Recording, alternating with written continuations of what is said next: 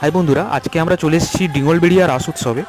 তো ডিঙ্গলবেড়িয়া হচ্ছে কাঁথি শহর থেকে কিছুটা দূরে। আমরা সাইকেল করে যেহেতু এসেছি, আমাদের 10 মিনিট লেগেছে। তো সাইকেলটা আমরা রেখেছি আমাদের বন্ধু গ্যাটমের ঘরে।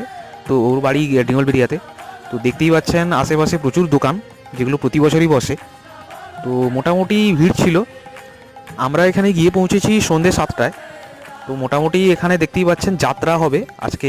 তো রাত 10টা থেকে যাত্রা বসবে। তো আমাদের বন্ধু গ্যাটমের আসার কথা, তো জানি না সে আসবে কি না। তো এখানে দেখতে পাচ্ছেন যে বাচ্চাদের জন্য খেলার একটা ব্যবস্থা রয়েছে। তো এরা বাচ্চারা বল ছুঁড়ছে বালতিতে, ওইরকম একটা খেলা চলছে এখানে দেখলাম।